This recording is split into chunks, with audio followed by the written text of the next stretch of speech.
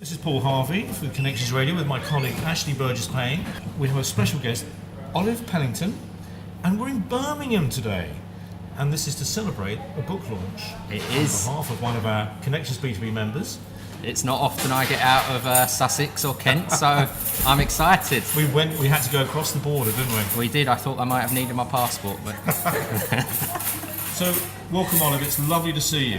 Thanks It's great to be here. So I'll kick things off then. I mean, we are in a lovely setting here, and I know we're just an hour shy away from your big event. Yeah. So it's quite exciting. Do you want to tell us and our listeners a bit about what's happening tonight and how it all came about? Yeah, sure. So tonight is the book launch, as you say. It's not just one book, it's actually 5. So that's very, very nerve-wracking. This all pretty much came about because of the coaching that I do with students.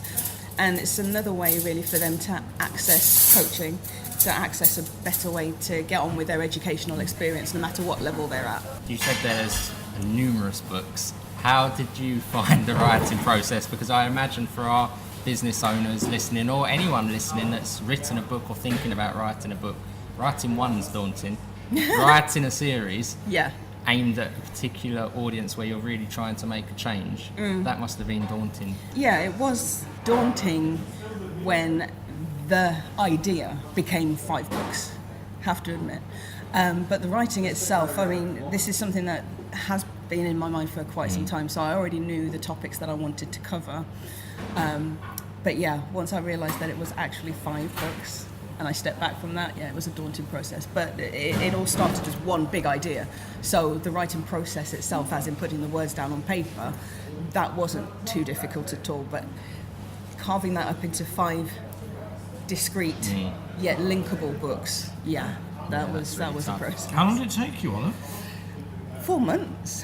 That doesn't sound very long. That's good going. That's 4 months, That's less than a month per book. Yes, but I did have a plan. I did. So it was a goal that I'd set myself, and it was a goal that I achieved. So yeah, I'm really proud of that. Excellent, and we're looking forward to that. We spoke before about the education system and about the important role that mindset plays and understanding yourself, that sort of conscious awareness. What's your take, this is a loaded question, isn't it, on the current education system, and is it time that we looked into more of a individual, unique sort of, rather than a one-size-fits-all aim for a test? Definitely. I mean, one size doesn't fit all. And even if you do manage to squeeze into the suit that they're giving you, what do you do after that sort of thing? I think government are starting to listen, especially now that, it's just arrived that they are doing a lot more trials, for example, on mindfulness in schools. We're heading in the right direction, but I don't think we're quite there yet at all. The experiences that I've had with students does actually show that an individual, not necessarily education plan, but an individual look at how students are progressing is a must in schools. And do you think it's changing within society as a whole now? I mean, I know 2019, social media, and there's different avenues, different prospects for careers. Do you think it's slowly starting to change people's perceptions of, I need to get, ABC, college, university degree? Yeah. I think that definitely has changed now. It's not a one-way system anymore, I don't think. Kids have got a lot of access to different things that you and I certainly wouldn't have had in the past. Not just knowledge, but technology, experiences, all sorts of things. If they want to grasp it, it's all there at their fingertips.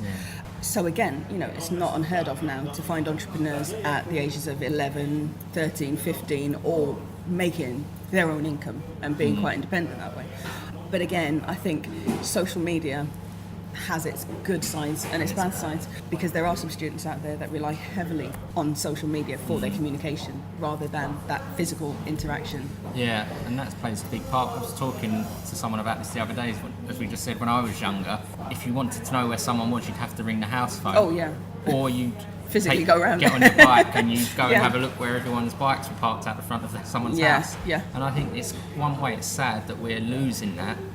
But at the same time, as you said, there are pros and cons. The pros of social media is it is another avenue, and for some people it opens up a whole new world.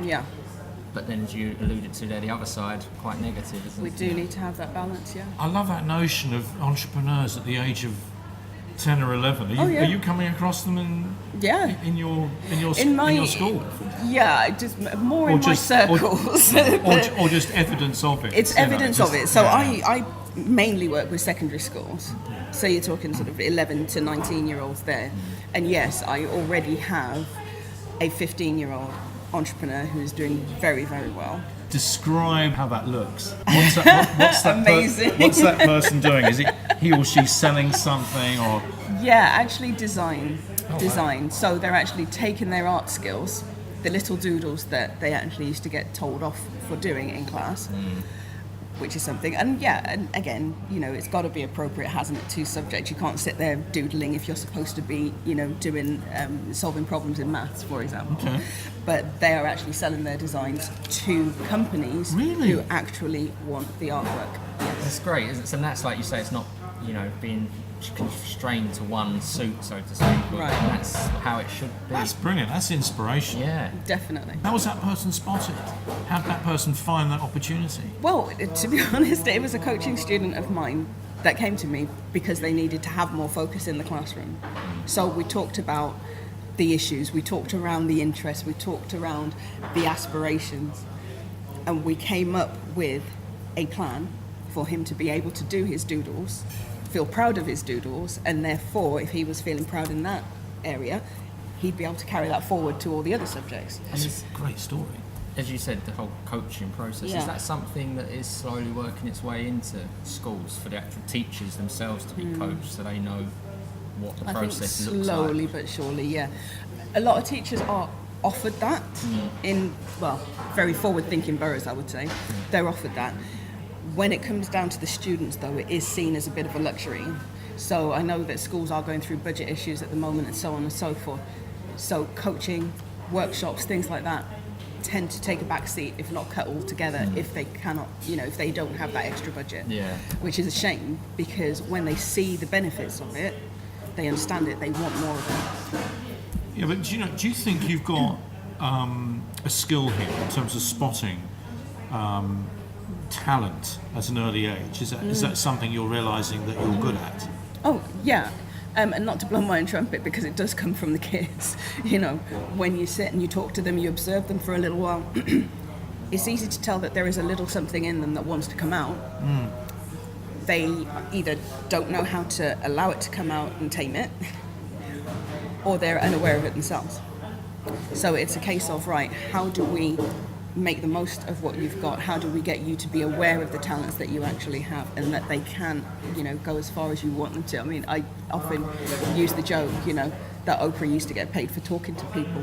Ronaldo got paid for kicking a ball about. Yeah.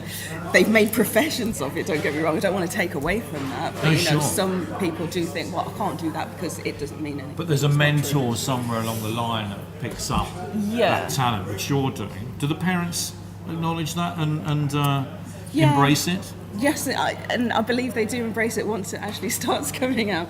A particular school that I work with, they get a lot of feedback from the parents saying, oh, that's brilliant, I didn't realise my child was actually going through coaching. Now they've actually opened up to me about it and told me what they're doing. It's obvious that they're making strides in either their social life or their actual academic life and so on. So it takes all areas.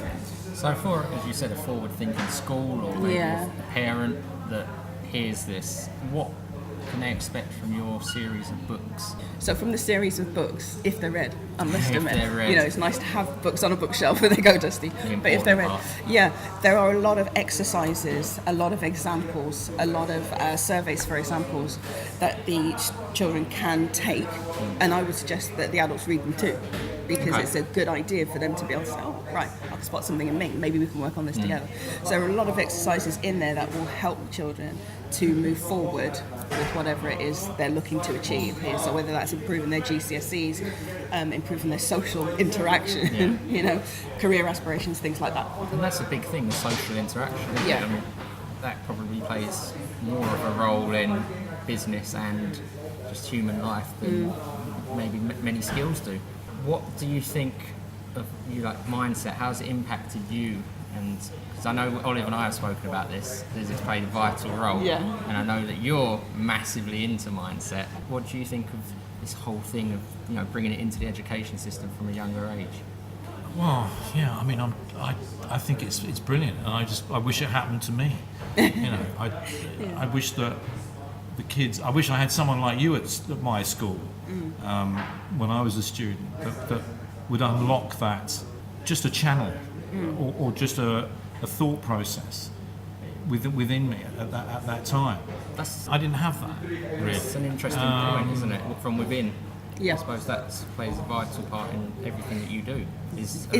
All from the inside out. Yeah, and you're right. I mean, I wish I had somebody like. It sounds weird, doesn't it? I wish I had somebody like me. Well, I came. I suppose interestingly. That. I mean, I'm a little bit older than you guys. By a few years. So my teachers came out of a completely different era, almost post-war. They were. For our listeners, not the first. When I sounded like I was stuttering before, I was trying to ask that question of, I presume your education system was very rote and you learn ABC, whereas now, I mean, I left the education sector 6 years ago now, but at the time it was very trying to be creative with how you presented things and trying to spark children's imagination. Do you think it's moved on quite a bit?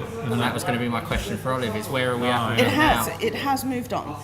It has moved on, I must admit. I mean, there's team teaching now, there's open doors teaching, all sorts of weird and wonderful ways of doing things. Is that always accessible to the students, though? Is that always giving the students the experience they're looking for? Does it set them up to go into business after school and not go? I mean, do you still support the fact you should go into further education after school, or are you now saying, actually, if you've got the acumen to go into business, try it before you go into further education? Yeah, I think the options should be left open. I mean, those who are right for further education, why not?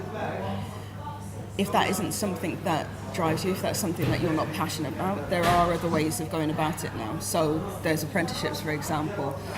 There are the T levels that are coming up, probably in the next 2 or 3 years. What's that? So the T levels are a new version of the A level, if you like. It's more of a technical qualification than a subject qualification. There are options out there. If you are more creative, if you are more entrepreneurial, you don't have to go down the A-level route. If that's the way you want to go, I wouldn't say no. So where do you see all of this going? Your series of books, are there more to come, or where do you imagine yourself in your business being in 3, 4, 5 years' time? Well, I should explain that, because each of the 5 books comes with a workshop that schools can buy into. So my short-term plan is to get that into as many schools as I possibly can, get the books in as many parents' hands and children's hands as I can. But yes, there are more books to come. I mean, eventually what I would like to do is literally to have a personal development school for students of all kinds that can actually come and access this information. If they get your books, when do they actually do the implementation of teaching that? The teaching that. So the coaching is something that I and my team will do. Will be brought into. I think we should say at this point you're a qualified. I am a qualified teacher, a qualified science teacher. And a coach. And a coach. As well, so yes. that's important for us to establish that. Yeah, it is. So I am qualified to do what I do. Absolutely, that's a nice thing. Right. So I forgot where I was now. Talking about getting these things into school. So they bring me and the team in, that's it. To do the delivery. But you're quite right. So what happens when I'm not there? Yeah. That's where the exercises in the books come in, so they'll be tracking that and so on and so forth.